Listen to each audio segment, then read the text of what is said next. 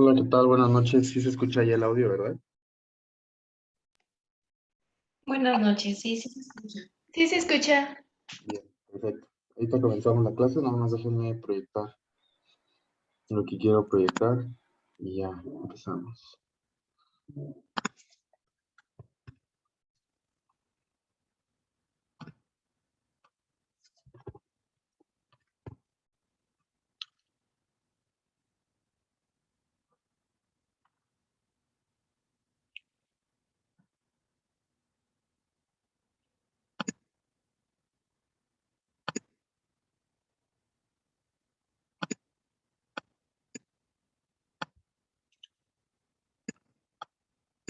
Bien, buenas noches. Pues sean bienvenidos a estas clases gratis de introducción a fisiología. La idea es que podamos estar aquí unos meses con ustedes y bueno, que puedan aprender. La idea es que podamos de cierta forma fortalecer la práctica médica desde el conocimiento de la ciencia básica.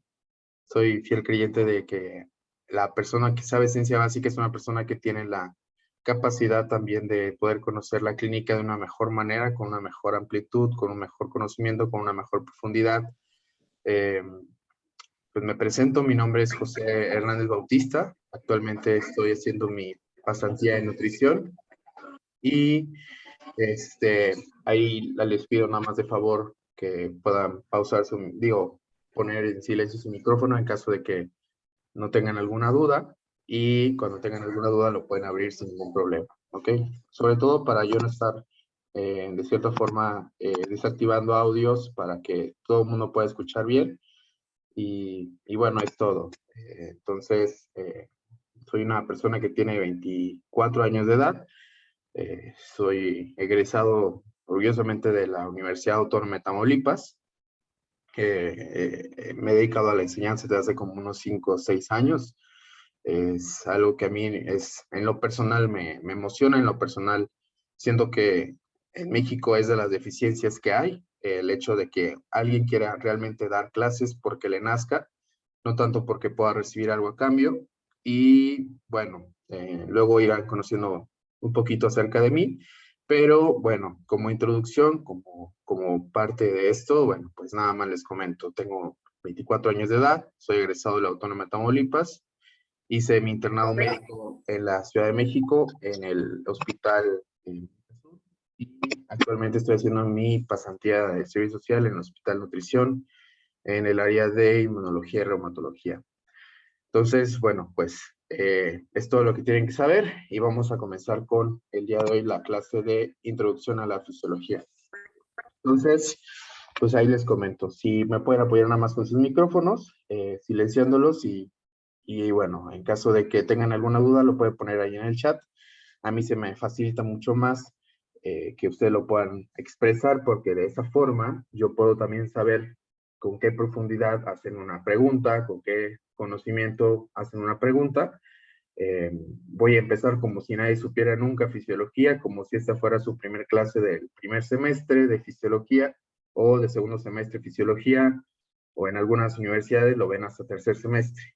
Pero bien, vamos a comenzar el día de hoy con la clase. Y bien, voy a empezar Sí se ve ya la proyección, ¿verdad? Lo que quiero proyectar es una aplicación que se llama OneNote, porque ahí es donde me gusta empezar a dibujar, escribir, y ya. Sí se ve, ¿verdad? Vientos. Bueno, pues entonces vamos a empezar a hablar de la célula, ¿ok? La célula es una...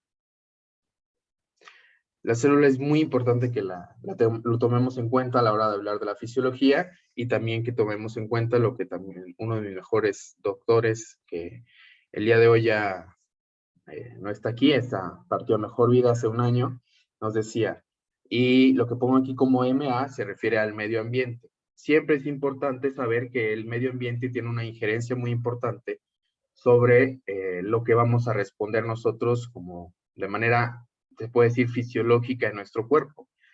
Nosotros debemos de reconocer que todo parte de la célula y que esta está compuesta por diferentes organelos, pero también a su vez está compuesta con un envelope o con una membrana celular que lo que hace de manera física es separar del medio externo, es decir, del líquido extracelular, y que dentro de esta célula le vamos a llamar líquido intracelular, saber cuántos tercios corresponde esto, cuánto es la importancia de esto, porque a partir de ahí, por ejemplo, podemos saber alteraciones hidroelectrolíticas, conocer, por ejemplo, cuál es la fisiopatología del edema y muchas otras cosas más. Entonces, siempre tomen en cuenta que el medio ambiente es lo que va a tener una injerencia muy fuerte en lo que vamos a responder nosotros a nivel celular, ¿ok?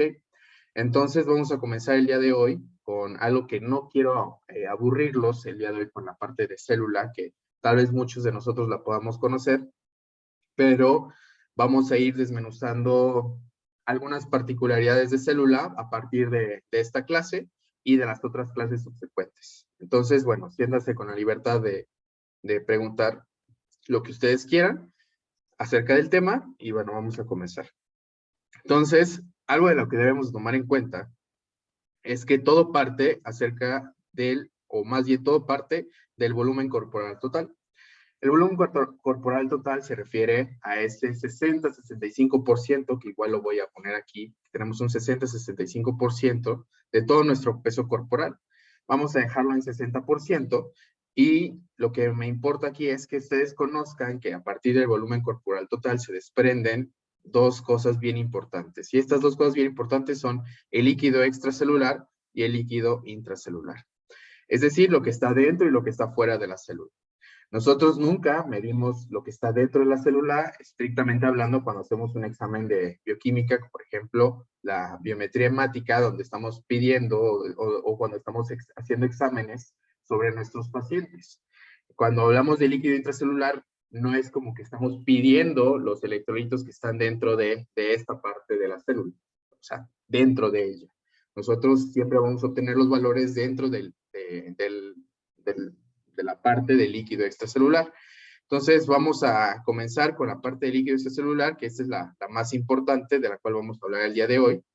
Y recuerden que esto representa un 60 o 65%. Entonces, si lo dividimos en tercios, el líquido extracelular corresponde a 2/3 de este 60-65% y el líquido extracelular 1/3. A su vez, el líquido extracelular se llega a dividir o subdividir en lo que lo conocemos como líquido plasmático, también conocido como vascular, y también se divide en el líquido intersticial. Súper importante saber que aquí ya no se va a dividir en tercios, lo podemos dividir en cuartos, aquí va a ser 1/4 y aquí van a ser 3/4. Otra particularidad importante que me gustaría que desde ahorita supieran es que el líquido intersticial también se le conoce como el tercer espacio. Esta palabra suelen utilizarla, por ejemplo, en el área de cirugía, en el Schwartz, donde se habla acerca de un aumento del volumen del tercer espacio y es el mismo líquido intersticial. De hecho, lo importante que ustedes quiero que conozcan es que en el líquido extracelular, nosotros es realmente donde medimos, por ejemplo, la parte vascular y la parte intersticial. El líquido intracelular se subdivide, ¿no? El líquido intersticial, digo, el líquido intracelular no se subdivide. Hasta aquí llega la subdivisión de todo este volumen corporal total. Lo importante es saber que existen ciertos electrolitos que no es que tengamos una electroneutralidad o que tengamos un equilibrio real. O sea, nosotros no es que tengamos los mismos electrolitos de un lado que del otro. Es bien importante saber que si nosotros sumamos nos daría un 0. Pero realmente, como uno de mis mejores amigos también lo comenta, es que la fisiología como tal no existe. Y es que nosotros no vamos a tener siempre una estabilidad o lo vamos a lograr un control del medio interno. Eso es falso, el hecho de que la fisiología como tal exista. Ningún cuerpo humano se va a comportar de una manera igual. Entonces, voy a proceder a apagar el micrófono de nuestro compañero. Y bueno, vamos a conocer que nosotros si tenemos el aumento, siempre que ponga algo en rojo me refiero a una enfermedad, si tenemos el aumento, por ejemplo, del líquido intersticial o del tercer espacio, pues esto le conocemos de manera coloquial como, bueno, no de manera coloquial, sino como edema, ¿ok? Y el edema quiere decir justamente un aumento del volumen del líquido intersticial o un aumento del volumen del tercer espacio. Ahora, el edema tiene ciertas características o ciertas cosas que nosotros debemos de conocer. Las principales de ellas, vamos a ponerlas en un asterisco, son las famosas fuerzas de Starling. Si alguna vez has tenido una clase de fisiología, te darás cuenta que las fuerzas de Starling no son lo mismo que la ley de Frank-Starling. Las fuerzas de Starling justamente tienen que ver con la presión hidrostática y la presión oncótica, también conocida como coloidosmótica u osmótica. Entonces, cuando hablemos de las fuerzas de Starling, no estamos refiriéndonos a esta ley de Frank-Starling que ustedes pueden escuchar en cardiología o en las clases de fisiología cardiovascular, donde se habla que el corazón tiene la capacidad intrínseca de poder adaptarse a los distintos cambios de volumen. Y eso es lo que nosotros conocemos como que el corazón se pueda hacer grande, que pueda adaptarse a ese aumento de volumen que tenga, porque, por ejemplo, pacientes que tengan alguna valvulopatía, como insuficiencia mitral, como una estenosis mitral, insuficiencia pulmonar o estenosis pulmonar, bueno, pues obviamente van a afectar la capacidad que el corazón tenga en cuanto al volumen en las distintas cámaras que tiene. Por ejemplo, recordemos que las cámaras son estos espacios donde la sangre va a estar guardada, ¿no? Por ejemplo, las aurículas, también conocidos como atrios, o los ventrículos, ¿okay? Ya sea derecho o izquierdo.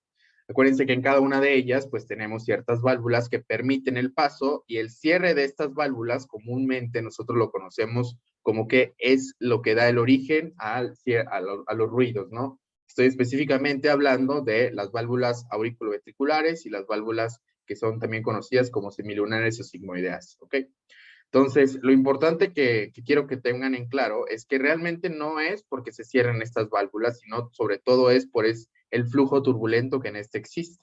Pero nosotros en fisiología tratamos siempre de decir que, bueno, pues es por el cierre de las válvulas auriculoventriculares o el cierre de las válvulas semilunares o sigmoideas. Entonces, vamos a hablar el día de hoy de estas fuerzas de Starling que se conoce como presión hidrostática, presión coloidosmótica, y lo voy a hacer de una manera mucho más sencilla a como a veces se los pueden plantear. Respecto al edema, lo que debemos de conocer entonces es que es el aumento del volumen del tercer espacio, también conocido como líquido intersticial. Recuerden que todo esto se subdivide, o sea, el agua corporal total, el volumen corporal total, es un 60-65% de todo nuestro peso, y que el líquido intracelular corresponde a 2/3, el líquido extracelular corresponde a 1/3, y este se llega a subdividir en líquido plasmático vascular, que corresponde a 1/4, en líquido intersticial, que corresponde a 3/4. Ahora bien, antes de comenzar esta parte, si ustedes lo que hacen es si ustedes lo que hacen es poner esto en una perspectiva de un paciente, ustedes se darían cuenta que esto corresponde a un 7% de todo este 60% que existe. Este 7% es bien importante. Si escuchan como que una pelotita o que hay un juguete, pues es mi perrita. Entonces, pues nada más por eso les digo. Entonces, este 7% hace referencia a lo que nosotros vemos comúnmente de que 70 kilogramos, un paciente de 70 kilogramos tiene 5 litros de sangre, ¿no? Esa es la razón de ser. Si nosotros lo queremos dilucidar un poquito más o hacer un poquito más desarrollado, pues nos damos cuenta que 70 kilos por 0.07, que serían 7%, es igual a 4.9 litros, ¿ok? En este caso, no quiere decir que todas las personas o todos los pacientes que vayamos a tener en algún día tienen 5 litros de sangre. Eso es bien importante comprenderlo. No es el mismo volumen corporal en cuanto a un niño de sangre de 7 años que pesa 18 kilos, 20 kilos, o que pesa, por ejemplo, 30 kilos, a una persona que llega a pesar 110 kilos, que pese 140 kilos, que no tiene nada de malo pesar eso, a menos de que esa persona sea una persona que haga hipertrofia muscular. Pero si es una persona que pesa eso porque es chaparrita o que no corresponde al índice de masa corporal y sobre todo la cintura, que es algo que a veces se nos olvida, el índice de masa corporal no es lo que nos rige como tal, sino también el índice de cintura, bueno, ahí estaríamos hablando de un problema de obesidad o sobrepeso.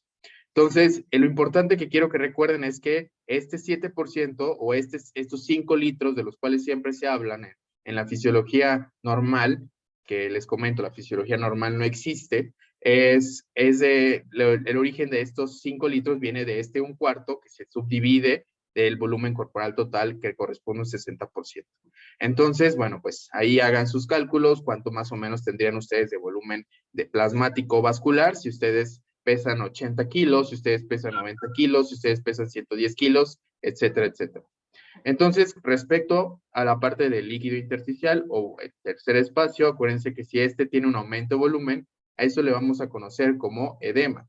Y bueno, las fuerzas de Starling son las que, cuando estas se llegan a alterar, son las que se ven afectadas y nosotros, bueno, pues vamos a poner cuáles serían los problemas. Normalmente ustedes pueden ver que existen una lista de 4 o 5 causas por las que podría ocurrir el edema, pero a mí, la verdad, en lo personal, se me hace que es muy complicado, al menos para la persona que lo ve por primera vez, que pueda comprender esto en su totalidad.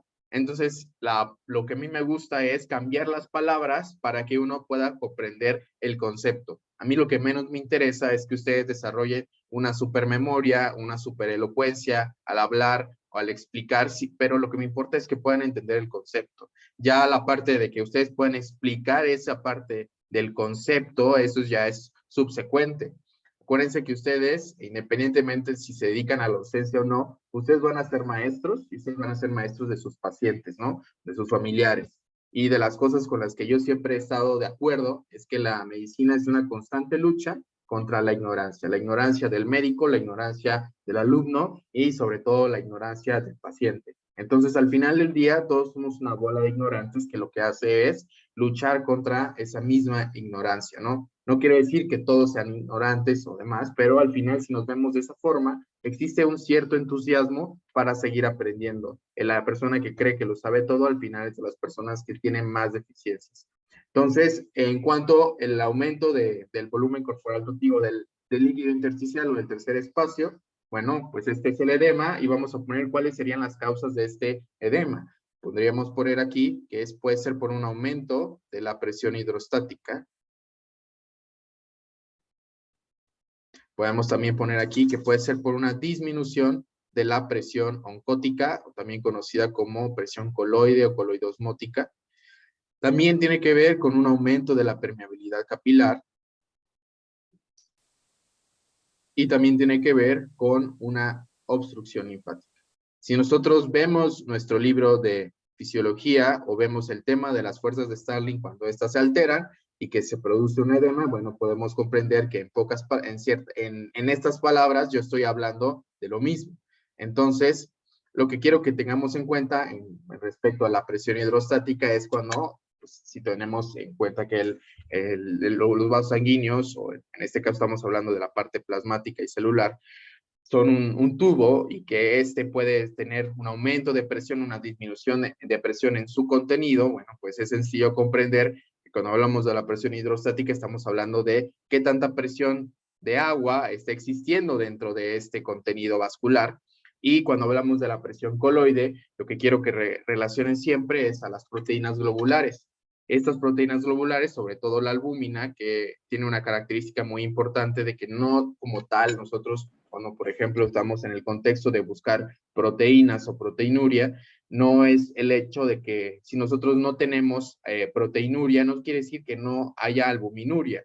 La albúmina tiene un rango o un diámetro mucho más pequeño y es el que se puede permitir o es permisivo para poder pasar por la membrana basal glomerular, que recuerden que está en los riñones, que es al final un conjunto de glomérulos, lo que forma al final a los riñones. Acuérdense que nosotros nacemos más o menos con unos 2 millones de glomérulos.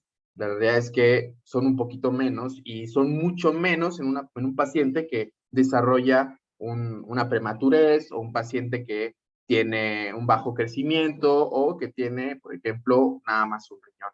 Entonces, si tomamos en cuenta que tenemos 2 riñones, es sencillo recordar que tenemos 2 millones de glomérulos. Entonces, es bien importante comprender esta parte porque estos se van a ir perdiendo a lo largo de la vida. Cuando uno va teniendo, por ejemplo, 40 años o más, va a ir desarrollando una disminución en algo que se le conoce como la tasa de filtrado glomerular, que es completamente normal o esperable que nosotros tengamos eso. Incluso existen ciertas cosas que se van a modificar, por ejemplo, la sed. Si ustedes recuerdan o tienen todavía a sus abuelos o tienen contacto con personas mayores, que son adultos mayores, estos pacientes normalmente te van a decir que no tienen sed. Y es que la pérdida de sed es una de las cosas que suceden en un paciente que va a ir creciendo con la edad. Por eso siempre es importante que le digamos que tengan un termito, que tomen agua, aunque no tengan sed, para que no que se sacien sus necesidades, sino para que puedan suplir las necesidades que puedan existir en nuestro cuerpo y que, por lo tanto, no pueden suceder alteraciones hidroelectrolíticas, ¿no? Cuando hablo de electrolitos me refiero al sodio, potasio, calcio, cloro, magnesio, etcétera, ¿no? Y vamos a hablar y vamos a utilizar el día de hoy una mnemotecnia que nos puede servir mucho para recordar cuáles son los electrolitos más importantes de cada espacio o también conocidos como líquidos, tanto intracelular como extracelular. Entonces, con respecto a esto, lo que quiero que recuerden es que el edema puede sobrevenir. Como tal, el edema significa un aumento del volumen del tercer espacio o un aumento del volumen intersticial por una alteración en las fuerzas de Starling y bueno, porque el líquido intersticial está aumentado, ¿no? Entonces, acuérdense que el líquido intersticial no forma parte del líquido intracelular, que es lo que está entre las células, entonces forma parte del líquido extracelular y que se puede ver afectado por un aumento de la presión hidrostática de la cual ya hablé, una disminución de la presión coloidosmótica oncótica o también coloide, que cuando hablo de esto me estoy refiriendo a propiamente proteínas como la albúmina.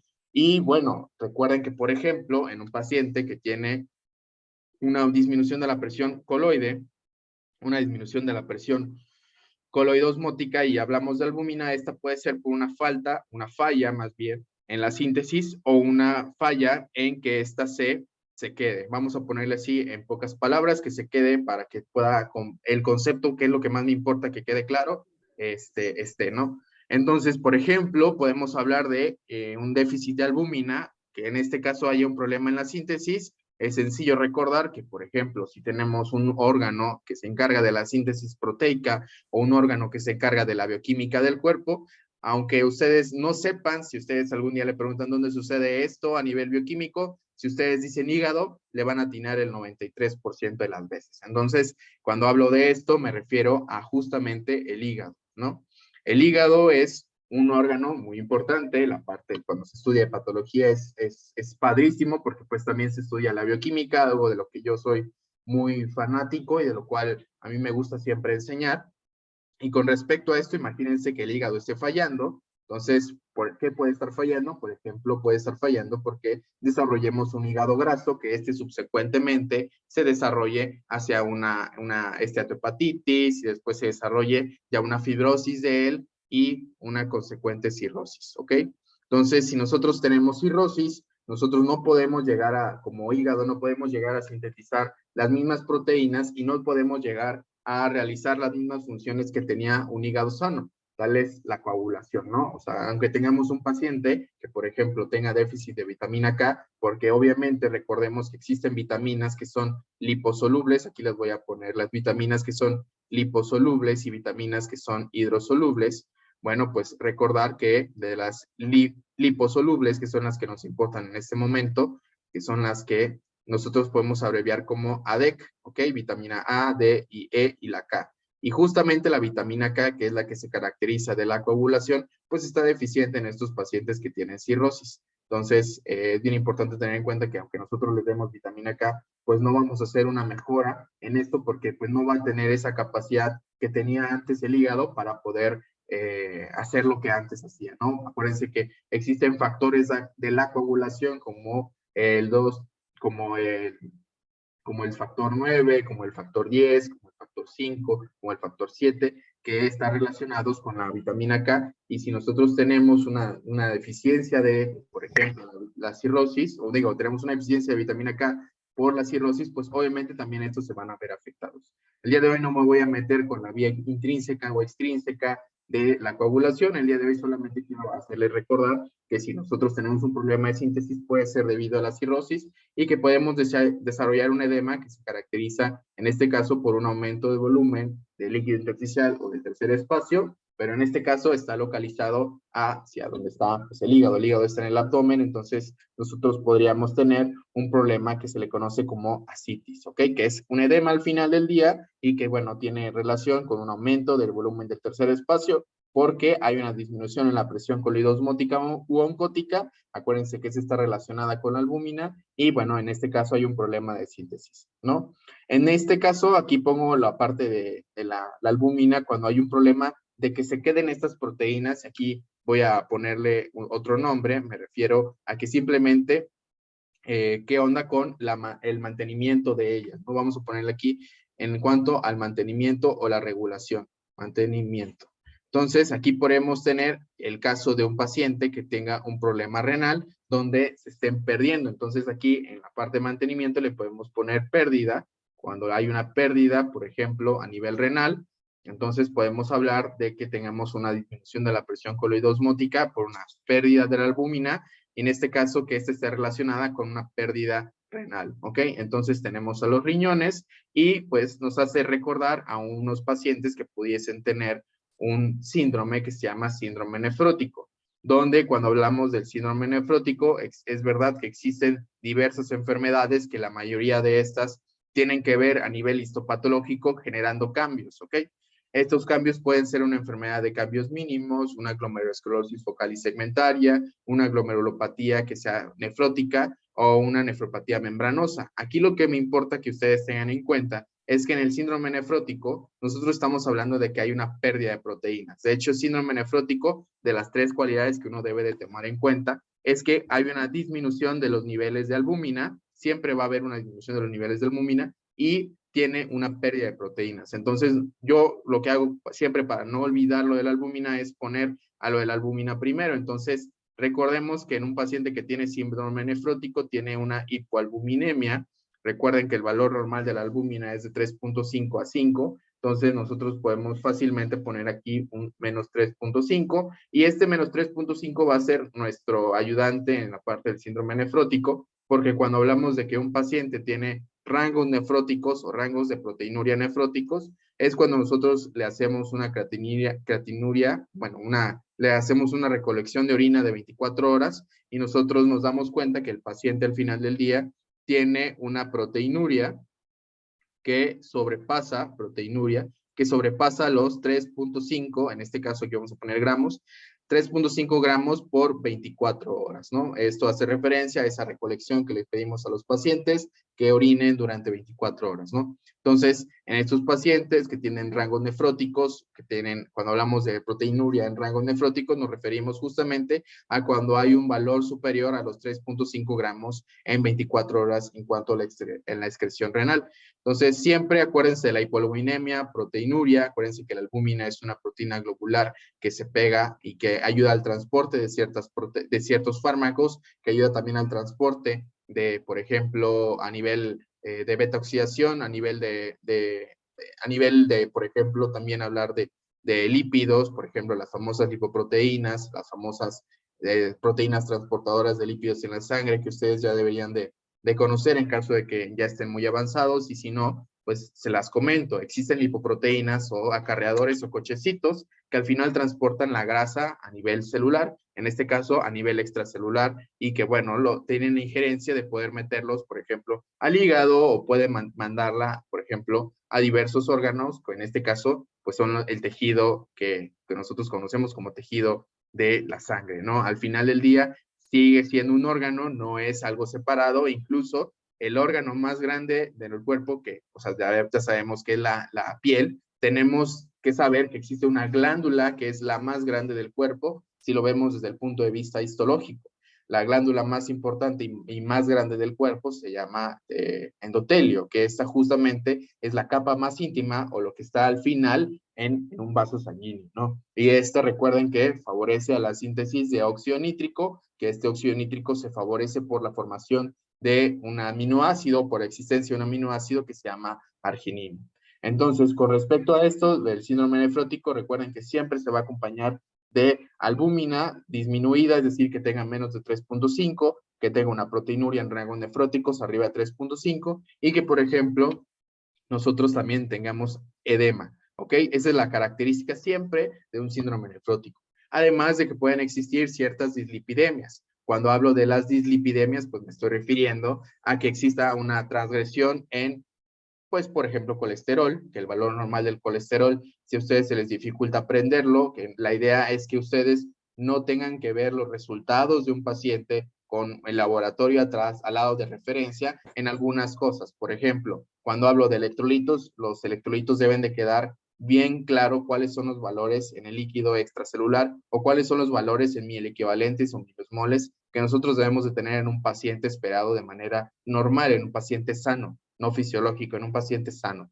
Y cuando hablamos también de alteraciones en el colesterol, cuando hablamos de alteraciones en la biometría hemática, cuando hablamos de alteraciones en triglicéridos, también debe de quedar claro, no es que nosotros siempre vayamos a esperar que tengamos los valores al lado normales. ¿Qué tal si estamos en un ranchito y la paciente se le olvida cuáles eran los valores normales? O sea, que no nos trae eso, pero nos dijo, tengo el valor de triglicéridos en 120. Eso no es un valor elevado, pero si te dice que tiene el colesterol, por ejemplo, en 240, eso ya forma parte de un valor elevado. Entonces, ¿cómo lo hago yo para aprender que el colesterol tiene un valor, que un valor sencillo de aprender? Bueno, pues recuerdo que el colesterol, en este caso, tiene dos O's, entonces yo recuerdo que 200, ¿no? Menos de 200 es el valor normal y los triglicéridos es menos de 150. Esos son los valores normales. ¿Por qué le estoy diciendo esto? Bueno, porque muchas veces estos pacientes se acompañan de dislipidemia, que justamente está relacionada con que haya una hipoalbuminemia. Les estuve contando que la hipoalbuminemia está relacionada con el hecho de que haya una disminución de la capacidad que va a tener esta proteína en la parte de los lípidos. Entonces, existen lipoproteínas, que fue en las cosas que me quedé, que estos coches son cochecitos que al final transportan lipo, grasa, proteínas, son proteínas, así como las enzimas, que si no lo sabíamos, las enzimas también son proteínas y también pueden tener modificaciones. En este caso, cuando nosotros tenemos una disminución de los niveles de albúmina, pues también pueden estar afectadas las lipoproteínas. Las lipoproteínas pues son kilomicrones, la lipoproteína de baja densidad, la lipoproteína de alta densidad, lipoproteína de muy baja densidad, lipoproteína de densidad intermedia.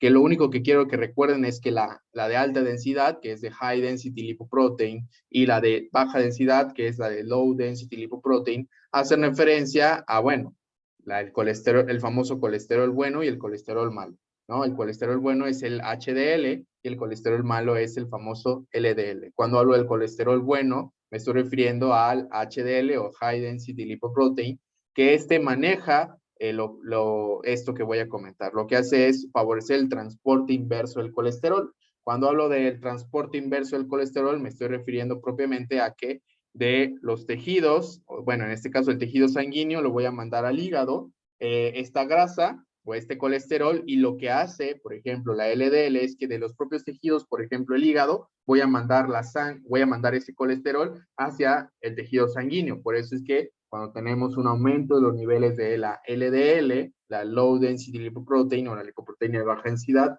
estamos haciendo referencia a que, bueno, son potencialmente aterogénicas. Así que cuando me refiero a aterogénicas, me estoy refiriendo a que tienen la capacidad de formar placas de ateroma. Y cuando tenemos un aumento del HDL, que justamente incluso hay una enfermedad que se caracteriza por tener niveles elevados de HDL, es decir, esos pacientes jamás van a tener problemas aterogénicos, donde se habla de la hiperalfa-lipoproteinemia, diferente a la hipoalfa-lipoproteinemia, donde existe un déficit de HDL, donde sí es potencialmente aterogénico. Entonces, nada más les comento eso para que vayamos viendo el mapa de que existen ciertas cosas que debemos de tener en claro. No importa que ahorita no queden en claro, o me refiero a que no estén en claro, pero al menos lo que me importa es que existe esa cosquillita de que si alguna vez has escuchado eso y no sabes qué es, lo vayas buscando porque eso te va a servir para que podamos entender y que sobre todo se enriquezca la clase con preguntas. Entonces, es que eso es lo más importante, que al final lo que enriquece la clase no es tanto el propio maestro, sino que el alumno pueda comprenderla y que pueda hacer una pregunta con profundidad o que pueda hacer una pregunta que tenga alguna duda en algo, ¿ok? Respecto al tema. Entonces, hablamos de esto, que la disminución de la presión coloide o coloide osmótica está relacionada con la albúmina, que esta puede ser por una pérdida en la síntesis. Por ejemplo, el ejemplo clásico que tenemos es cuando tenemos una cirrosis hepática, donde, bueno, pues tenemos la pérdida de la síntesis de albúmina, que es una proteína globular de la cual ya hablé, y que desarrollamos un edema, que en este caso se va a llamar ascitis porque va a estar en la región abdominal. Y cuando hablamos de una albúmina, que en este caso porque hay una pérdida de la presión coloidosmótica, que en este caso tengamos una disminución en el mantenimiento o que exista pérdida de estas proteínas, bueno, pues lo primero que debemos de pensar es que tenemos dos riñones que se encargan del filtrado y también de la injerencia proteica, que nosotros es cierto que tenemos un umbral renal para las proteínas. No es que nosotros podamos eliminar proteínas de que vamos a eliminar nada más esta cantidad de proteínas al día. No, normalmente, por ejemplo, en la orina no debería de haber ni bacterias, no debería de haber ni siquiera proteínas. Entonces, lo que nosotros debemos tomar en cuenta es que esto del síndrome nefrótico, que ya les comenté, que al final existen al menos unas 4 enfermedades que no como tal son reconocidas como enfermedades, sino que son alteraciones histopatológicas como la glomerulosclerosis focal y segmentaria, la enfermedad de cambios mínimos, que es lo que más se ve en un niño, la nefropatía membranosa, la glomerulopatía nefrótica, todo ese tipo de cosas, además de que podemos hablar de que secundariamente se puede desarrollar por tener un mal control en la diabetes, es decir, que nosotros tengamos unos niveles de glucosa muy alterados, que recuerden que los niveles de glucosa son importantes, sí, pero bueno, no con un nivel de glucosa en ayuno, nosotros podemos hacer un diagnóstico de diabetes, se ocupa más que eso, ¿no? Entonces, ahorita lo que quiero que comprendamos es que, por ejemplo, en la parte del síndrome nefrótico, que ya les comenté por cuáles son las 4, al menos, características histopatológicas que se pueden ver y que no solamente son propias de que nada más porque tengan mala suerte desarrollo esa alteración histopatológica. No, también hay personas que, por ejemplo, que tienen lupus eritematoso generalizado o que también tienen, por ejemplo, hipertensión arterial crónica de larga evolución, que no tienen un buen control, o personas que tienen diabetes y está mal controlada. Al final pueden desarrollar nefropatía diabética antes de lo esperado y pues justamente lo que pasa en el desarrollo del síndrome nefrótico es que debemos de saber que existe una membrana basal glomerular que es la que se encarga del sostén al final de evitar que nosotros filtremos proteínas que no deberían de estar filtrándose. Las proteínas no se filtran. Entonces hay unas cosas que quiero que lo recuerden el día de hoy que se llaman podocitos o procesos podocitarios, y estos podocitos cuando están estresados, no me refiero a que estresados de cierta forma porque tuvieron un mal día, sino porque los podocitos tienen una característica de que, y toda la membrana basal glomerular tiene una característica de tener una negatividad, y esto hace que se repelen las proteínas porque las proteínas también son negativas. Entonces, si nosotros provocamos un estrés podocitario, por ejemplo, en la parte de un paciente que tiene una diabetes, ¿no? En la parte de un paciente que tenga diabetes y que este paciente que tiene diabetes tienda a desarrollar un aumento del filtrado, porque es lo que va a pasar. Por eso mismo, una de las 4 P's que nosotros siempre hablamos de ellas en la diabetes es la famosa poliuria. Bueno, la poliuria tiene que ver mucho en que de cierta manera, acuérdense que existe lo que se llama osmótico o la osmolaridad, la glucosa lo que va a hacer es jalar el agua. Entonces, y también a la misma vez va a estar jalando al sodio. Importante saber que tenemos un túbulo que se llama túbulo proximal, perdón, que está al ladito de la membrana basal glomerular. Si nosotros afectamos a ese túbulo proximal que está al ladito de la membrana basal glomerular, va a existir también un aumento en este estrés podocitario y por lo tanto, en lugar de ya ser negativo como antes era, que podía repelar a lo negativo, que en este caso son las proteínas, pues ahora va a ser positivo y fácilmente pueden fluir las proteínas porque ya no hay alguien que los detenga, que en este caso eran los procesos podocitarios y que formaban parte de la membrana basal glomerular. Entonces, esta es la razón de por qué hay síndrome nefrótico y por qué nosotros podemos tener un edema por una disminución de la presión coloidosmótica en un paciente que tiene un problema con la albúmina, ¿no? También en la permeabilidad capilar, por ejemplo, podemos hablar de que en este caso la permeabilidad capilar puede ser dada por la inflamación, que esta puede estar subsecuentemente dada por una infección, ¿no? Tanto las personas que tienen una actividad de la enfermedad reumática, por ejemplo, o personas que tienen una infección que se caracteriza por un proceso inflamatorio elevado, bueno, pues estas personas también pueden desarrollar un edema, ¿ok? Y el edema se caracteriza porque va a haber un aumento de la permeabilidad capilar. Ahorita que les estoy diciendo esto, lo vamos a englobar con una imagen que me gusta mucho del Guyton, donde ustedes pueden ver más o menos eso que me estoy refiriendo. Entonces, también tenemos a la obstrucción linfática.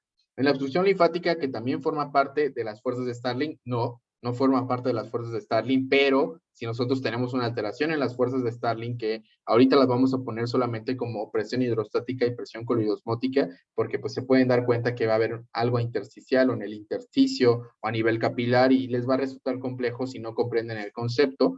En cuanto hablamos de una obstrucción linfática, por ejemplo, podemos hablar de una elefantiasis, que, bueno, es una infección que es parasitaria, bueno, un proceso más bien, no es una infección, es un edema que se desarrolla en los miembros inferiores, en este caso por desarrollar una infección porfilaria, por ejemplo. Entonces, cuando tenemos una obstrucción linfática, también se favorece un aumento de la permeabilidad capilar. Entonces, nada más déjenme agarrar la parte del libro donde quiero poner lo de la división de de líquido extracelular, líquido intracelular, para ponerlo en perspectiva para ustedes y que les quede un poquito más claro que solamente hablado. Entonces, permítanme tantito, voy a compartir eso, voy a agarrar esa imagen para que ustedes puedan verlo de una manera más sencilla. Entonces, permítanme tantito. Hasta ahorita lo que he comentado, ¿tiene alguna duda de por qué es que se genera el edema o qué es el edema?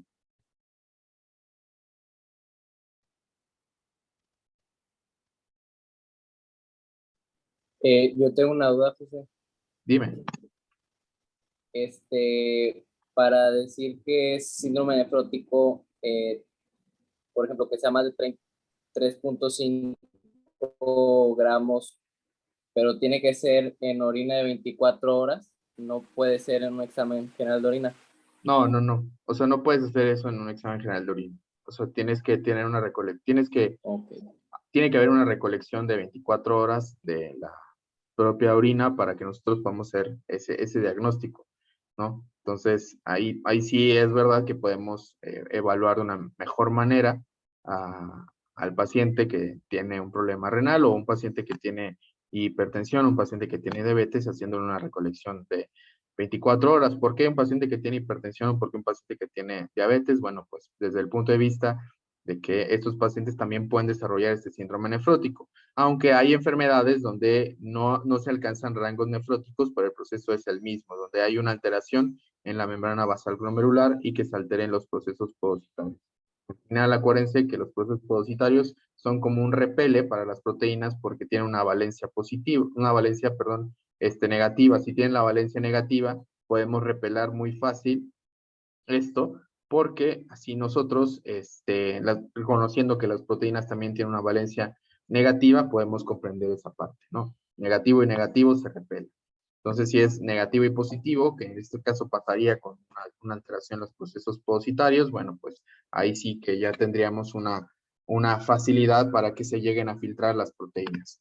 Entonces, aquí lo que ustedes están viendo es una imagen del Guyton. Entonces, esta imagen del Guyton lo que hace es poner al plasma, al líquido plasmático y al líquido intersticial, que si ustedes recuerdan, esto forma parte del líquido extracelular. Aquí tenemos a la membrana capilar, acuérdense que a nivel capilar es donde se lleva a cabo la nutrición. Aquí tenemos los vasos linfáticos y tenemos la membrana celular. Recuerden que la membrana celular, que es bien importante hablar de ella, por eso les voy a poner aquí como una parte así al ladito. La membrana celular está hecha de fosfolípidos, ¿ok?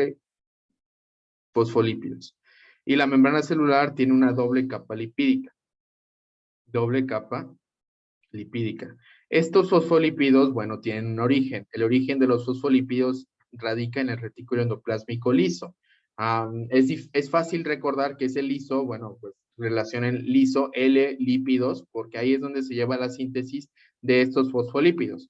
La doble capa lipídica siempre es como, bueno, llega a costar un poquito a veces de trabajo recordar cómo es el centro y cómo es el exterior. Recuerden ustedes siempre que el centro es hidrófobo o tiene un interior hidrófobo y que tiene un exterior hidrofílico, ¿ok? Al final, ¿qué quiere decir esto? Bueno, que nosotros, si somos grasa, hidrofílico. Si estamos hechos de grasa, si nosotros somos agua incluso, o estamos hechos de grasa, nosotros podemos pasar fácilmente dentro de la célula, o sea, a líquido intracelular, o salir de ella. Tal es el caso de, por ejemplo, hormonas. Las hormonas que, por ejemplo, si nosotros recordamos que existen hormonas que están hechas a partir de proteínas, que están hechas a partir de péptidos, hay hormonas, por ejemplo, las hormonas esteroideas, que están hechas a partir de colesterol o que están hechas a partir de grasa como tal. Entonces, hormonas esteroideas no necesitan un receptor afuera de la membrana celular o un receptor que esté en la membrana celular. No necesitan eso porque pueden pasar fácilmente, porque son cuates, están hechas a partir de grasa, ¿no? Son amigos. Pero si nosotros estamos hablando de la insulina, estamos hablando del glucagón, que son hormonas que debemos de saber que son contrarreguladoras porque una se caracteriza por disminuir los niveles de glucosa, esta es la insulina, y otra hormona como el glucagón que tiene que se secreta en las células alfa de los islotes de Langerhans. Bueno, en esta lo que ustedes deben de comprender es que al no estar hecha de grasa, necesita un segundo mensajero. Y ese segundo mensajero es algo que ustedes pueden leer en farmacología, que ustedes pueden leer en bioquímica, que ustedes pueden leer en libros de fisiología, pero que, por ejemplo, ustedes pueden ver que en bioquímica dice, esta cosa aumenta el AMP cíclico intracelular, o esto aumenta el AMP cíclico, o esto disminuye el AMP cíclico. ¿A qué se están refiriendo? Pues justamente se están refiriendo a el glucagón y las actividades metabólicas que este hace. Entonces ahorita vamos a hablar un poquito de esas actividades metabólicas que se desarrollan, porque también es importante comprender el metabolismo a la hora de hablar de fisiología, porque una vez que comprendamos el metabolismo en 5 minutos, créanme que la vida se vuelve muchísimo más fácil de lo que en realidad parecía que era muy difícil. Entonces, recuerden, la membrana celular está hecha de fosfolípidos. Estos fosfolípidos están subdivididos, bueno, vienen o tienen origen en el retículo endoplásmico liso. Acuérdense que el retículo endoplásmico liso, L, lípidos, y además tiene relación con los xenobióticos. Cuando hablamos de xenobióticos, estamos hablando de cosas que son biológicas, pero que al final del día son extrañas en nuestro cuerpo. Estas cosas que son extrañas en nuestro cuerpo, pues son los fármacos, ¿no? Entonces, en este caso, está hecha de doble capa lipídica, tiene un centro hidrofóbico y un exterior hidrofílico. Y que bueno, teniendo esta separación o este envelope de la membrana del líquido intracelular hacia el líquido extracelular, podemos comprender un poquito mejor cómo es que esto sucede. Si nosotros ponemos, por ejemplo, aquí el último ejemplo de que hay una obstrucción linfática, lo que estaría pasando es que todo el líquido vaya aumentando de este lado, de esta parte, aquí donde estoy poniendo, y bueno, pues al final del día se va a promover un aumento del volumen o del líquido intersticial. Igualmente, si nosotros estamos hablando de un paciente que pudiese estar desarrollando una infección o una actividad, en este caso de una enfermedad que es autoinmune, donde se caracteriza de la inflamación, bueno, en este caso podemos poner el ejemplo de que aquí haya un aumento de la permeabilidad capilar y que del plasma hacia el líquido intersticial, bueno, pues esto se llene de líquido y bueno, hablemos de un edema. Con respecto a lo de la presión oncótica y presión coleosmótica, pues tenemos que hacer relación a la parte plasmática, donde, pues recuerden, la presión oncótica se relaciona con las proteínas y la presión hidrostática se refiere sobre todo al agua. ¿Ok? Entonces, al final del día es muy importante reconocer el líquido intersticial porque acuérdense, un aumento del volumen del líquido intersticial, que también tiene otro nombre como el tercer espacio, es la causa de nosotros tener un edema, ¿ok? Y que bueno, tiene diferentes nombres dependiendo de dónde esté. Por ejemplo, podemos hablar de elefantiasis, podemos hablar de anasarca, que es un edema generalizado, podemos hablar de simplemente una ascitis, un edema de miembros inferiores, como ocurriría en un paciente que tiene síndrome nefrótico. Entonces, es bien importante comprender esto y también comprender que el edema también tiene características de trasudado y exudado, ¿ok? No es lo mismo hablar de exudado que de trasudado. Entonces, comprendiendo esta parte de que el trasudado no tiene nada que ver, en este caso, con una pérdida, bueno, en este caso no tiene nada que ver con una infección, como si se vería en un exudado, podemos comprender un poquito. El día de hoy no me voy a meter tanto a lo de trasudado y exudado porque lo que quiero que tengamos en cuenta es que veamos la perspectiva general de la fisiología y cómo es que esta la podemos entender. Entonces, teniendo en cuenta esa parte, bueno, vamos a seguir o continuar con la clase. Hasta ahorita lo que hemos visto es que tenemos un volumen corporal total, que representa un 60-65%. Este volumen corporal total, o el agua, se subdivide en líquido intersticial, en líquido intracelular, perdónenme, y en líquido extracelular, correspondiendo a 2/3 y 1/3. Y respecto al líquido extracelular, este también se llega a subdividir en cuartos, y este es el intersticial, que va a responder a 3/4, y el plasmático vascular, que responde a 1/4. Recuerden que el plasmático, si nosotros lo hacemos en porcentaje, representa un 7%, y que si nosotros ponemos un paciente que tiene 70 kilos, estos 70 kilos se convierten en 5 litros, porque hacemos la multiplicación de 70 por 0.07 y nos da 4.9 litros. Ahora, correspondiendo a esto, recuerden que el edema también es el aumento del volumen del tercer espacio, o es el aumento del líquido intersticial.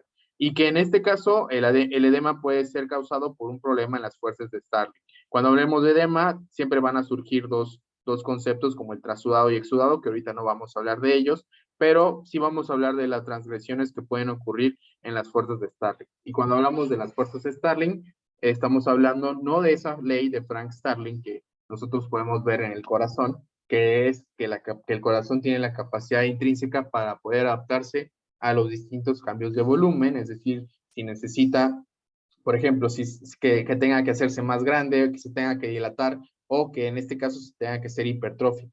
Entonces, aquí lo que importa es que reconozcamos que puede ser por un aumento de la presión hidrostática, que está relacionada con el agua, que va a estar dentro del vaso, una disminución de la presión coloide o coloidosmótica, que va a hacer referencia cuando nosotros tenemos una pérdida de la albúmina o tenemos una pérdida en la síntesis de ella. Por ejemplo, se puede ver esto en la cirrosis, donde desarrollamos un edema que se llama ascitis. Acuérdense que edema significa un aumento del volumen del tercer espacio, o también lo podemos ver en una pérdida de estas proteínas de la albúmina, que en este caso sea excesiva en cuestión de los riñones, y donde podemos desarrollar síndrome nefrótico. Les comentaba que el síndrome nefrótico al menos puede tener 4 características histopatológicas en cuanto a su origen, que puede ser la glomerulosclerosis focal y segmentaria, que puede ser la enfermedad de cambios mínimos, que puede ser la glomerulopatía que sea nefrótica, o tengamos una nefropatía membranosa. Entonces, al final del día, lo que me importa es que comprendamos que el síndrome nefrótico engloba a todas ellas, que son cambios histopatológicos que pueden sobrevenir unos u otros, pero que siempre se va a caracterizar por un estrés podocitario. Recuérdense que los podocitos están en la membrana basal glomerular, y que cuando nosotros tenemos un estrés podocitario, que puede venir de manera autoinmune, o que puede venir, por ejemplo, en la diabetes, donde nosotros tenemos muchísimos, de hecho tenemos una hipertrofia en el túbulo proximal en este túbulo, y pues al ladito está la membrana basal glomerular. Podemos provocar un estrés en estos procesos podocitarios y desarrollar, en lugar de tener una valencia negativa, que esta sea positiva, y recordar que las proteínas tienen una valencia negativa. Entonces negativo y positivo no se repelan y se pueden llegar a filtrar las proteínas, cosa que no sería algo que sucedería en un paciente sano, ¿no? Entonces, la hipoalbuminemia es característica del síndrome nefrótico, que deben de estar en rangos de menos de 3.5 gramos. La proteinuria, cuando hablamos de rangos nefróticos, porque no necesariamente todas las proteinurias hablamos de rangos nefróticos, son arriba de 3.5 gramos en 24 horas, se acompaña de edema, pues justamente por una disminución de la presión oncótica o coloidosmótica, y también se acompaña de dislipidemia, pues propiamente por albúmina. Recuerden que la albúmina al final trabaja mucho con los lípidos, y estos lípidos tienen relación con que se deben de transportar, y un cochecito muy importante que tenemos es una proteína globular que se llama albúmina, que es la que se encarga de esto, ¿no? Entonces nosotros podemos hablar de que tengamos hipercolesterolemia o hipertrigliceridemia, ¿no? Ahora, cuando nosotros hablamos de un aumento de la permeabilidad capilar, que esta es otra de las causas de por qué puede haber edema, estamos relacionándolo con que puede haber un proceso inflamatorio y que posteriormente se desarrolle una infección, o que por la infección tengamos un proceso inflamatorio. Eso me refiero a que, por ejemplo, podamos tener una enfermedad autoinmune y que desarrollemos infecciones, o al revés, de que tengamos una infección y que desarrollemos inflamación, ¿no? Entonces, al final del día, el hecho de que haya inflamación, que es toda la razón de ser de por qué habla, o por qué se hizo el libro de Basic Pathology de Robbins, o sea, por qué se hizo el libro de Patología Humana, creo que así se llama en español, de Robbins, es la inflamación. Entonces, esto es bien importante comprenderlo, ¿no? La obstrucción de los vasos linfáticos, por ejemplo, en un proceso que tengamos linfatiasis, bueno, pues al final del día, pues es bien importante relacionar que, bueno, pues sencillo, el hecho de que obstrugamos los vasos linfáticos aquí, va a haber un aumento de líquido intersticial, que recuerden, también se le conoce como tercer espacio. Entonces, el edema quiere decir un aumento del volumen del tercer espacio, no se les vaya a olvidar. Ahora, pasemos un poquito al metabolismo. Recuerden que esta es una clase que lo que voy a tratar de hacer es englobar y sobre todo captar su atención para que puedan pues quedarse, pero también sobre todo que puedan comprender un poquito más las cosas, ¿no? El chiste de todo esto es que aquella persona que se le da un panorama de todo, una visión general de todo, puede tener una mejor perspectiva, puede tener una mejor visión y sobre todo puede tener una mejor crítica hacia las cosas que si las ve una por una, porque pues al final del día nada más aprendió una cosa, la aprendió muy bien, la aprendió con profundidad, pero no quiere decir que lo demás ya lo sabe. Entonces lo importante es que nosotros podamos tener un conocimiento general, porque a partir del conocimiento de la ciencia básica nosotros podemos tener un conocimiento más profundo. Entonces, vayamos a hablar de estas dos hormonas de las cuales les estaba hablando, que se llaman insulina y que se llaman también glucagón. La insulina, que, bueno, pues es bien importante saber que es una hormona, que es su segundo mensajero, o recuerden que cuando hablamos de segundo mensajero, estamos hablando de que, bueno, pues no están hechas a partir de grasa, ni la insulina ni el glucagón están hechas a partir de grasa, y tan importantes son que se les conoce como las hormonas que se llaman contrarreguladoras, ¿ok? O también les podemos decir que son antagonistas, pero pues la realidad es que es más sencillo decir que son contrarreguladoras porque si una está actuando, la otra no va a estar actuando y además hacen diferentes cosas, ¿no? Por ejemplo, la insulina que se secreta en las células beta y el glucagón que se secreta en las células alfa tiene una importancia realmente valiosa. Por ejemplo, a mí me gusta siempre decirles a mis alumnos de bioquímica que cuando comemos, vamos a poner aquí un Pac-Mancito, cuando comemos, vamos a poner una pizza aquí, cuando comemos lo que pasa es que se forman, algo que a mí me gusta decirles, se forman las 3 Gs. Estas 3 Gs, bueno, pues van a estar relacionadas con primero la primera G, la segunda G, la tercera G. Van a estar relacionadas con glucosa, con glucógeno y con la grasa, ¿ok? Cuando hablo de glucógeno y grasa, pues ustedes deben de saber que son la manera almacenada de glucosa en diferentes tejidos. Por ejemplo, el glucógeno se almacena en músculo y también se almacena en el tejido, tejido adiposo. No, perdón, el glucógeno, perdónenme, se almacena en el músculo y en el hígado, y la grasa se almacena en el tejido adiposo, ¿ok? Entonces, al final del día, es sencillo saber que nosotros cuando comemos una ingesta normal de carbohidratos, esto no aplica para todas las dietas, y entiéndase dieta con el hecho de simplemente tener una alimentación. Si nosotros comemos una dieta que es rica en carbohidratos, al final del día vamos a tener que trabajar con la glucosa, el glucógeno y la grasa. Sencillo, miren, vean esto. En cuanto al glucógeno y la grasa, que son cosas que se van a formar, pues recuerden que existe algo que se llama Génesis o Inicio, ¿no? Que incluso es el primer libro de la Biblia. Pero, pues con la glucosa no es como que vayamos a formar glucosa. La glucosa al final es una macromolécula que se forma por la digestión de estos carbohidratos a nivel intestinal, y esta se tiene que romper con el fin de nosotros conseguir algo que se llama adenosíntrifosfato o ATP. Si nosotros tenemos este adenosíntrifosfato o ATP, que en este caso por el hecho de que haya glucólisis, se va a formar en el citosol y después va a pasar a través de diferentes vías, como la vía del complejo de la piruvato deshidrogenasa para formar acetilcoenzima A y que esta pueda entrar al ciclo de Krebs, bueno, pues ya estaríamos hablando de que esto se desarrollaría en la mitocondria. Pero en principio lo que quiero que ustedes tengan en cuenta es que se forman las 3 G siempre que tengamos una ingestión normal, ¿no? Y esa ingestión está hablándose de glucosa, glucógeno y grasa. Entonces, sencillo, la que se encarga de todo esto siempre que comemos, que tiene una acción de más o menos 8 a 10 minutos una vez que se coma, es la insulina. A menos de que tengamos un insulinoma, pues esta siempre estaría actuando, pero si nosotros tenemos no tenemos nada de eso, si tenemos un paciente, estamos hablando de un paciente sano y que come carbohidratos, se van a formar estas 3 Gs. Entonces les digo, estas dos que son nuestro almacenito, nuestra bodega de energía, que al final se van a romper cuando no estemos comiendo, porque es obvio que no siempre estamos comiendo, bueno, van a existir después, pero cuando hablamos de que tenemos la glucosa, en este caso sí se van a romper al inicio. Entonces vayamos a poner cuáles serían estas vías y las voy a poner con un color verde para que no se les olviden. Y serían las de la insulina. Vamos a hablar de la glucólisis, porque pues obviamente les digo que se tiene que romper esta molécula para que nosotros tengamos ATP. Tenemos también a la glucogénesis, que en este caso es la formación del glucógeno. Acuérdense que vamos a formar un almacenito. Y del otro lado tenemos también a la lipogénesis, ¿ok?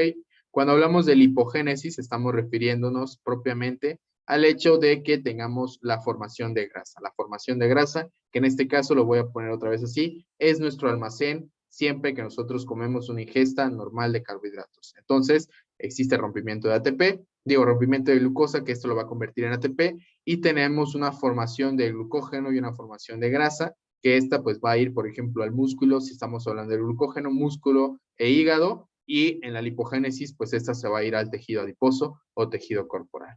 Y con respecto a esto, bueno, pues una vez que ya no estemos comiendo, porque es verdad que no siempre estamos comiendo, pues lo que va a ocurrir en lugar de una génesis, pues es obviamente la famosa lisis, ¿ok?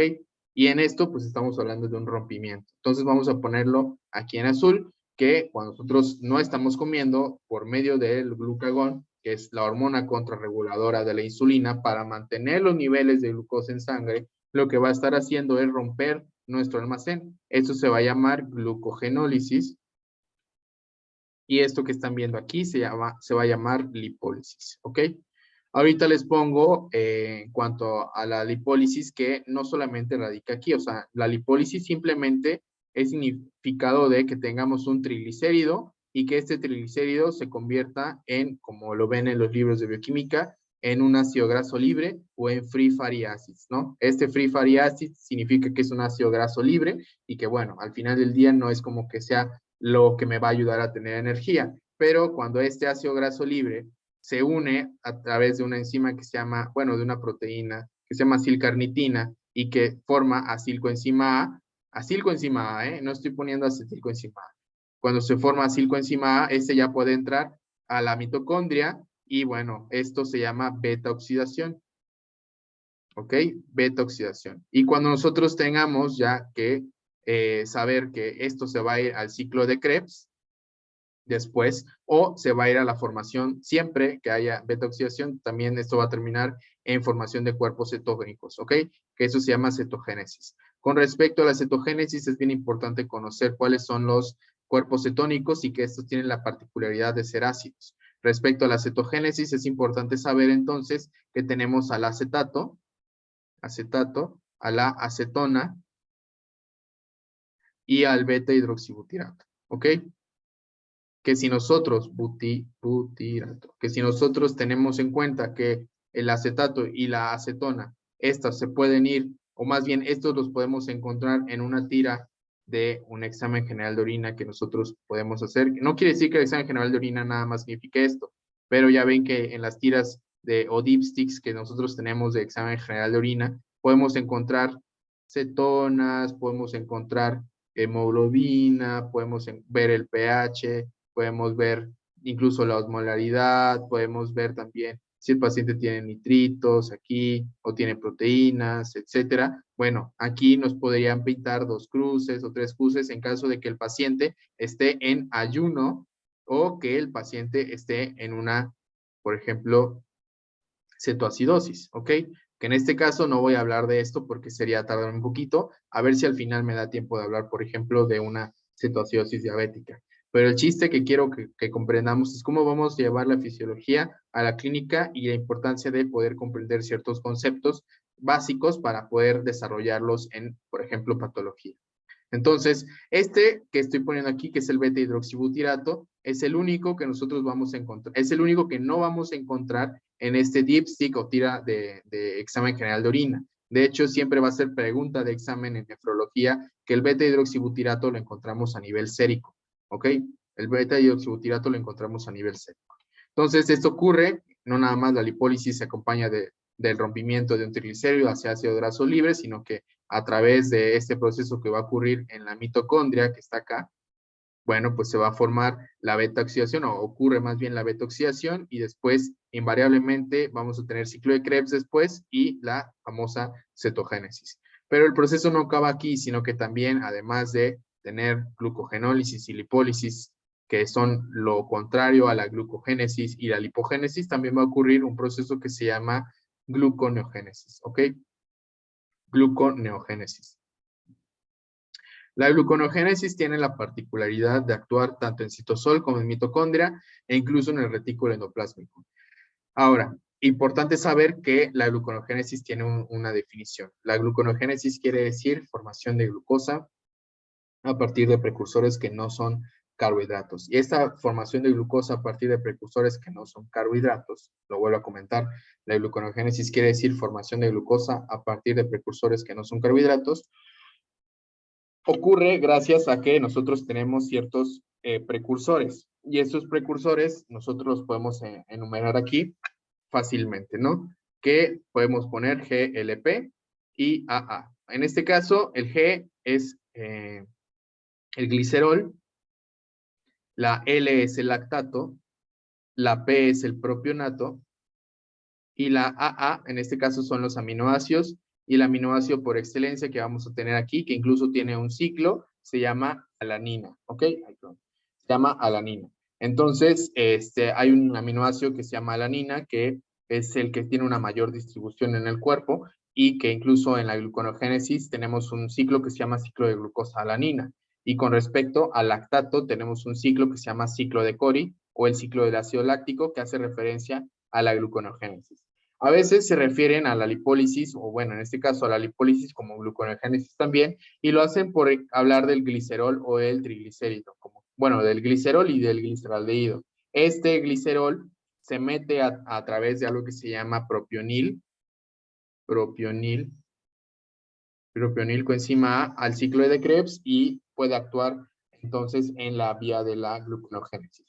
La vía de la gluconeogénesis, la pongo aquí al ladito de la glucólisis, recuerden que es lo inverso de la glucólisis. La glucólisis es lo inverso de la gluconeogénesis y la gluconeogénesis es lo inverso de la glucólisis. Y cuando me refiero a inverso, no me estoy refiriendo a que sean contrarios nada más. O sea, sí es verdad que son contrarios, pero inverso me refiero a que van a tomar el mismo caminito. Es la misma carretera, pero tienen que tomar otro lado, ¿no? Y de hecho, la gluconeogénesis lo que hace es actuar con 4 enzimas, ¿no? Y estas 4 enzimas están desarrolladas tanto en citosol como en mitocondria o en retículo endoplásmico. No vamos a hablar el día de hoy de ellas, pero la única que quiero que recuerden que es la que está en la mitocondria se llama piruvato carboxilasa. Entonces, estas que están viendo aquí son las vías que ustedes que deben de saber que se forman en el metabolismo, ¿no? Y no nada más existen estas vías, porque por ejemplo, si nosotros hablamos de glucólisis, vamos a poner un poquito aquí, en la glucólisis debemos de saber que pues el fin es que nosotros al final tengamos, el fin es que nosotros tengamos piruvato, ¿no? El piruvato, pues recordemos que se forma a través de una enzima que se llama piruvatocinasa o podemos formar lactato a través de una enzima que se llama lactato deshidrogenasa. ¿Ok? Voy a poner DH para que hagan referencia de que estamos hablando de que tenemos poco oxígeno y aquí tenemos un ambiente rico en oxígeno.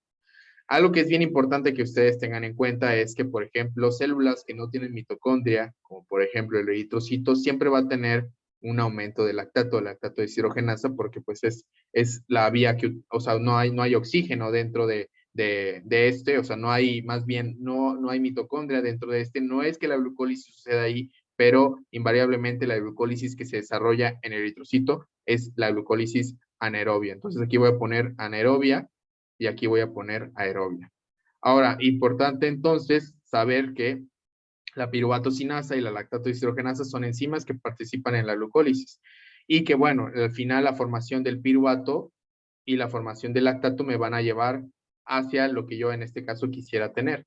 Pero en la glucólisis, si hablamos de el eritrocito, debemos de saber que hay una vía que se llama, que a veces no la reconocemos como, bueno, no que no la reconozcamos como vía, sino que no nos dicen que se llama así.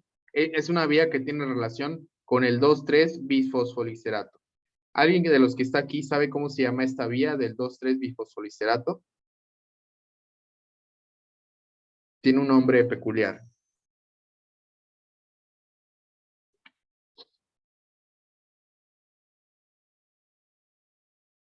Si no, no hay problema. La vía tiene un nombre que se llama vía. Esta glucólisis tiene otro nombre, ¿no? Ya debemos de recordar que se llama vía de Embden-Meyerhoff-Barras, ¿ok? Y esto ocurre en el citosol. Bueno, la vía que aquí está, se llama vía de Rapoport-Levering, ¿ok? ¿Cuál es la intención de esta vía? Bueno, si nosotros estamos en un ambiente donde hay una disminución de la presión de oxígeno, la vía del 2,3-bifosfoliserato, que no es un sustrato o no es un intermediario que está en la glucólisis, sino que se hace a través de una enzima que se llama bifosfoliserato mutasa, pues va a formar a partir del 1,3, va a formar el 2,3-bifosfoliserato.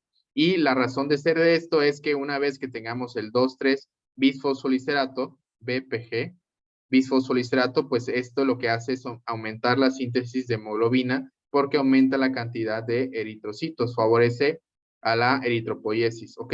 Y esto lo podemos ver en el tema de, si queremos ser, por ejemplo, algún día trabajar en medicina del deporte o demás, pues es la razón de ser de por qué las personas se van a entrenar a lugares altos, por qué Canelo se va a lugares altos, por qué Rocky Balboa se va a lugares altos a entrenar, o por qué se evita el estar en un ambiente a nivel del mar para poder tener una mejor resistencia. Obviamente que si nosotros nos inyectamos paquetes globulares y estamos en una competencia, pues eso es trampa, ¿no? Por eso es que nosotros debemos de conocer que la vía de Rapoport-Levering, que es parte de la glucólisis, se activa gracias a que hay una disminución de la presión de oxígeno. Recuerden que la presión de oxígeno, entre más alto sea el lugar, más menor es la presión de oxígeno, y entre más a nivel del mar, como lo dice la canción o el dicho, que en el mar la vida es más sabrosa, pues es que es más sabrosa porque hay más oxígeno, ¿no? Entonces, el 2,3-bifosfoliserato es un sustrato que viene originado de la vía de Rapoport-Levering y que, bueno, esto al final lo que va a hacer es aumentar los niveles de hemoglobina y los niveles de eritrocitos. En este caso, pues lo que estamos hablando es que hay una eritropoiesis generada por la propia glucólisis y que esto solamente sucede en el eritrocito, ¿no? Ahora, no nada más existen estas vías que están viendo aquí, como ya les comenté, la vía Rapoport-Levering, sino que también tenemos una vía que se llama vía de la pentosa fosfato. Esta vía de la pentosa fosfato, que la voy a poner aquí, se caracteriza por tener una parte oxidativa y una parte no oxidativa. ¿Ok? Cuando hablamos de una parte oxidativa, pues me estoy refiriendo propiamente a que tengamos a la síntesis, por ejemplo, de equivalentes reductores con NAD fosfato reducido. ¿Ok? No es lo mismo tener así, lo que estoy escribiendo aquí, tener estos, que se van a la cadena respiratoria de la fosforilación oxidativa, no es lo mismo tener esto que lo que acabo de poner con fosfato, porque una se originan de la vía de la pentosa fosfato, estos que están viendo allá, que los borré, que son equivalentes reductores, se derivan de enzimas que se llaman deshidrogenasas y que sirven también para la síntesis de ATP. En este caso, en la vía de la pentosa fosfato, lo que deben de saber es que no sintetiza ATP, no sintetiza ATP, pero lo que sí sintetiza o lo que sí favorece la síntesis de ácidos grasos. Y si esta lleva a una síntesis de ácidos grasos, pues obviamente va a llevar a la síntesis también de esteroides, de colesterol también, y una muy importante es la protección del eritrocito, ¿ok? ¿Por qué el eritrocito se protege? Ahorita les voy a poner una imagen donde hablo acerca de esto, ¿no? En cuanto a la vía de la pentosa fosfato, en la parte no oxidativa, lo que quiero que recuerden es que sirve para la síntesis de nucleótidos, y estos nucleótidos son ADN y ARN a partir de un sustrato que se llama ribosa 5-fosfato. Entonces, lo importante aquí, antes de ponerlos, voy a ponerles aquí la imagen que quiero. Déjenme buscarla, creo que la tengo aquí.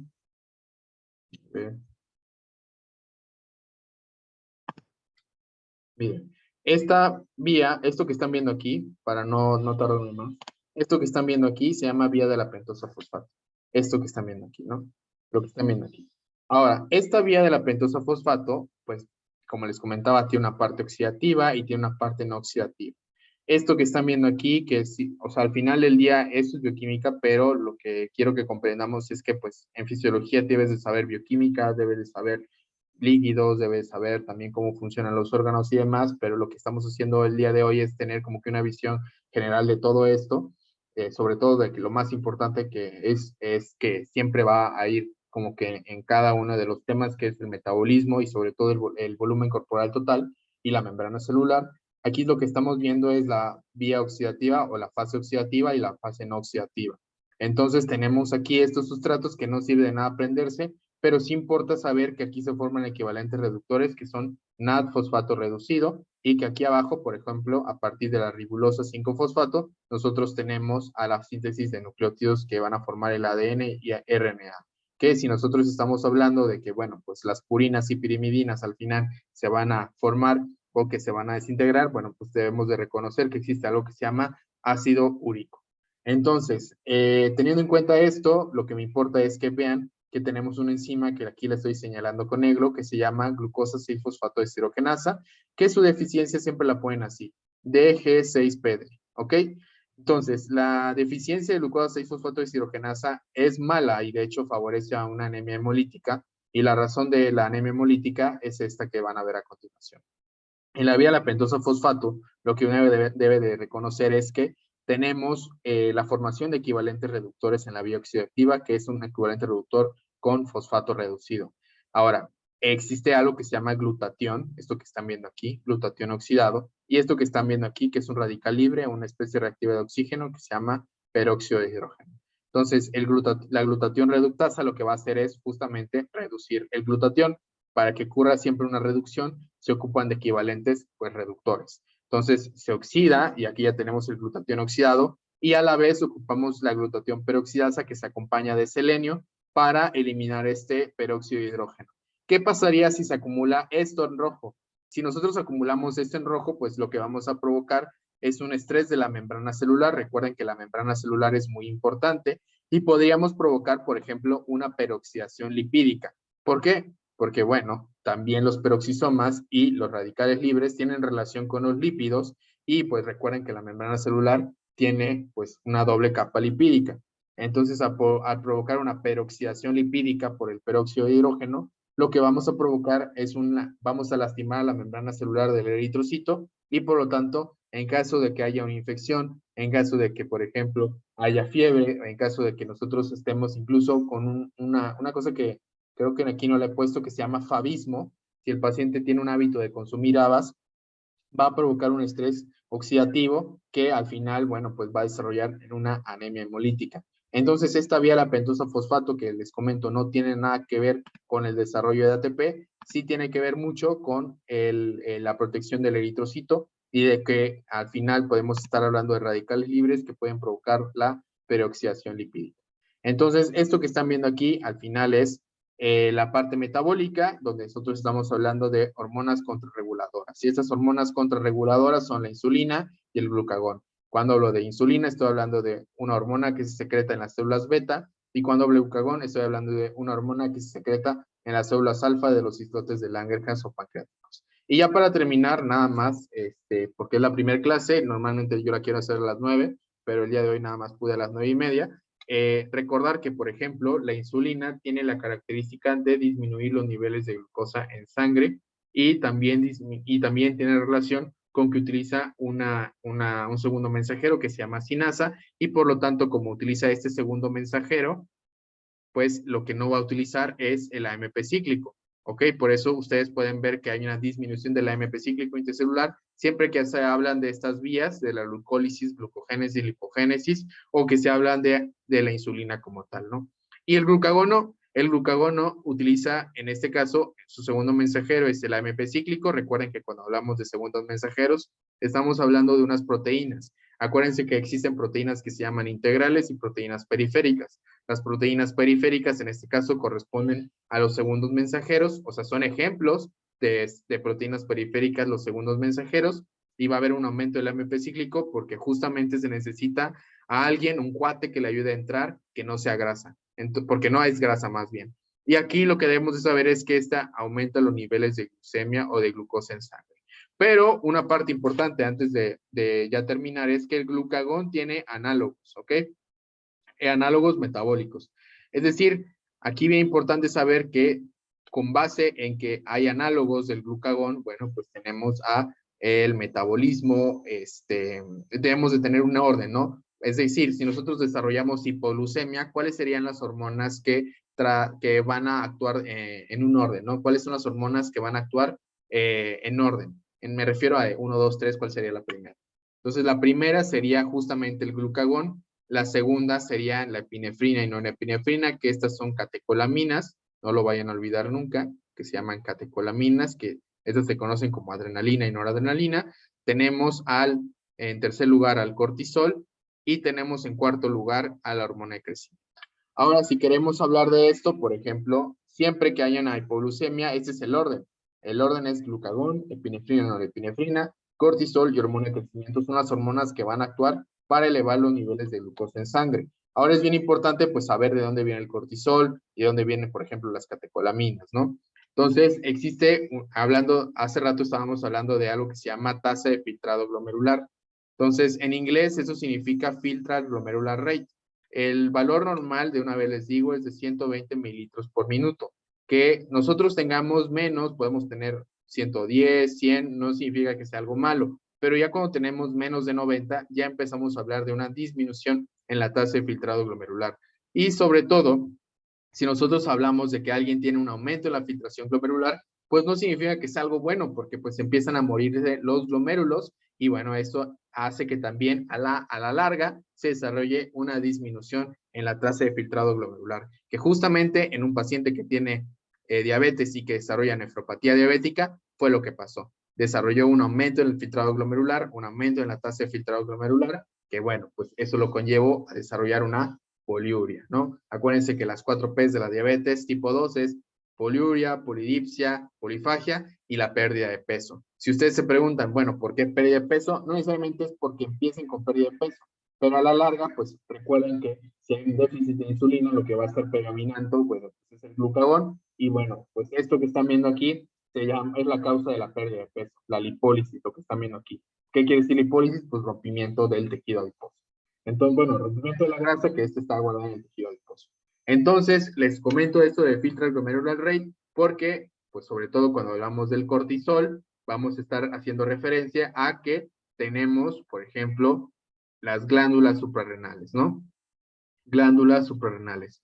Y esta mnemotecnia me la enseñó un maestro que me dio clases de nefrología. Él decía que, bueno, podemos utilizar la mnemotecnia de glomerular filtral rate, filtral glomerular rate, perdón, donde podemos poner aquí a la F, a la E y a la R, cuando hablemos de la zona cortical o de la zona de la corteza de las glándulas suprarrenales, y cuando hablemos de la médula, bueno, aquí no se necesita mnemotecnia porque es mucho más fácil. Entonces, en la corteza nosotros tenemos una región que se llama fascicular, aquí tenemos una región glomerular, y aquí tenemos una región que se llama reticular. Ahora, en la parte fascicular, lo que quiero que recuerden es que aquí se secretan, bueno, pues la hormona que se llama cortisol. Aquí en la glomerular es una hormona que actúa también a nivel glomerular y que tiene una importancia en el mantenimiento de la presión arterial a largo plazo, que luego lo veremos, que forma parte del sistema renina-angiotensina, aldosterona. Entonces es la aldosterona. La aldosterona lo que tiene la cualidad es de retener sodio. A mí me gusta siempre decirles, pues utilicen la lógica, ven ahí la letra. Entonces aquí vean el sodio, aquí ven el símbolo. Entonces, para que ustedes recuerden que la aldosterona lo que hace es retener sodio. Si hay un aumento de volumen, bueno, si hay un aumento de los niveles de sodio, pues el agua lo va a acompañar. El agua junto con el sodio van a hacer que haya un aumento de volumen, porque nosotros somos un contenido. El aumento de volumen favorece a un aumento de la presión, y esa es la razón de ser por qué controlan la presión arterial a largo plazo, o por qué nosotros damos bloqueadores del sistema renina-angiotensina-aldosterona, por ejemplo, los IECAs, que son inhibidores de la enzima convertidora de angiotensina, o los ARA2, que son antagonistas del receptor de angiotensina 2, que pues en este caso el receptor no se llama 2, sino es 1, AT1, y el reticular, aquí lo importante es saber que tenemos a los andrógenos, ¿ok? Andrógenos, y en la parte de la médula, bueno, aquí no lo olviden, es donde se secretan o sintetizan las catecolaminas, que de hecho, si nosotros tenemos un tumor en las glándulas suprarrenales a nivel medular, ese tumor se llama feocromocitoma, donde hay un aumento en la expresión de catecolaminas, que nosotros a nivel de examen general de orina lo podemos detectar con el ácido vanil-mandélico o las metanefrinas, y que también las catecolaminas, bueno, en este caso, pues tienen una parte importante que vamos a hablar del corazón el día de la clase de la siguiente semana, donde hablemos que pues el efecto que tienen es un efecto cronotrópico, enotrópico, dromotrópico positivo, donde quiere decir que hay un aumento de la frecuencia cardíaca, un aumento de la fuerza contráctil, pues un aumento de la velocidad de conducción del nodo auriculoventricular y un aumento también de la fuerza contráctil y, bueno, de la frecuencia cardíaca. Y esto es lo que lleva a las catecolaminas. Por eso, pacientes que de la nada tienen hipertensión arterial, que son jóvenes, que desarrollan crisis hipertensivas, pues lo de las cosas que debemos de pensar es en un feocromocitoma. Y les comento, el diagnóstico se puede hacer con un examen general de orina, pues obviamente no es un examen general de orina así casual, donde podemos encontrar metanefrinas de manera intencionada y ácido vanílico mandélico, que forman parte del metabolismo de las catecolaminas, ¿no? Entonces, esto sería por mi parte el día de hoy de la clase de fisiología, donde lo que tratamos de hacer es englobar un poquito y luego ya ir metiéndonos poco a poco a cada una de estas cosas. Pero bueno, siento al menos que fue un buen resumen de lo que podemos ir aprendiendo, de las cosas que pueden ser importantes a recordar con respecto a algunas cosas fisiológicas. No sé si tienen alguna duda el día de la clase de ahorita.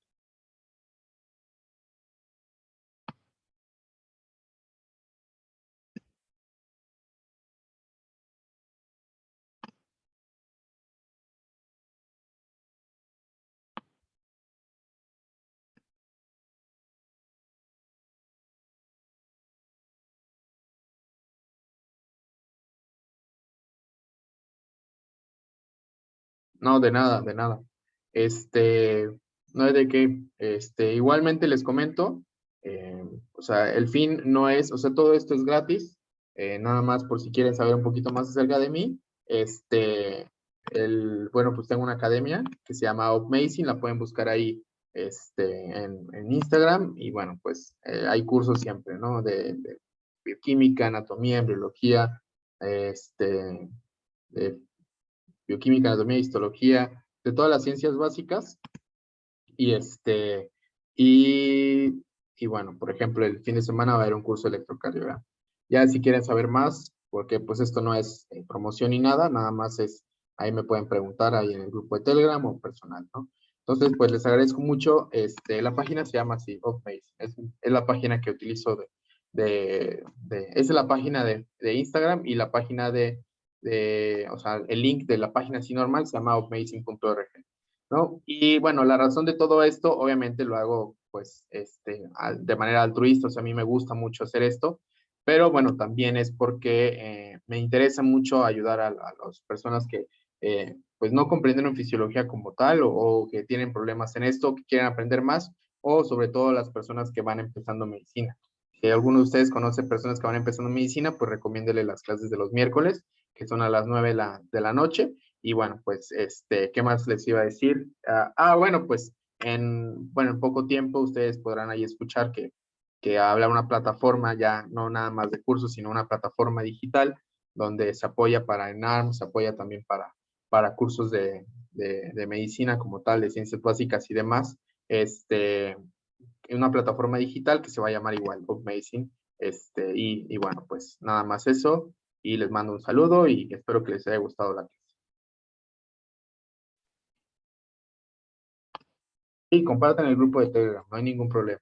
Por eso está abierto y por eso lo puse en diversos lados. No hay ningún problema por eso, no, pues es gratuito esto. ¿Sale? Buenas noches. Sale, buenas noches, que tengan. Buenas noches, muchas gracias. ¿No de qué? Hasta mañana. No. Muchas hasta gracias, mañana, Doc. no. Buenas noches. Hasta el miércoles de la siguiente semana. Gracias. Ah, Sí, bueno, perdón. se puede etiquetar en Instagram, sí, no hay problema, no hay problema. Entonces, yo casi nunca contesto WhatsApp, si algún día me mandan WhatsApp o algo, por eso prefiero agarrar los grupos. Siempre tengo desactivadas todas las notificaciones, pues para poder aprovechar más el tiempo de mi día. Pero pues si algún día mandan alguna duda ahí, la pueden mandar por el grupo, que ese siempre lo checo. Luego lo voy a estar checando, ¿no? Ahí les voy a mandar algunos quizzes en Telegram que se pueden hacer. Y bueno, pues espero que tengan buena noche.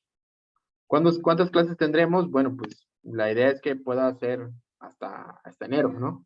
Yo ahorita, yo ahorita la verdad estoy preparándome para hacer mis STEPS, que son los exámenes para que me certifiquen allá en Estados Unidos como médico y hacer la especialidad allá. Entonces, digo, al final, por eso nada más pongo una vez a la semana y, pero pues no nada más trabajo una vez a la semana. No trabajo tanto, pero bueno, pues, al final pues casi todo el tiempo es para mi estudio. Al final esto que les acabo de enseñar también me sirve a mí como estudio. Uno nunca deja de aprender. Y bueno, pues ahí les comentaré qué tema veríamos la siguiente clase, el día de miércoles de la siguiente semana, unas 2 horas, que ojalá podamos empezar a las 9 para que podamos terminar temprano. Entonces, pues ya sería todo y hay cualquier cosa, me mandan un mensaje. Muchas gracias. No, ¿de Muchas qué? gracias y buenas noches. Gracias por la clase de hoy. No, no, ¿de qué? No, ¿de qué?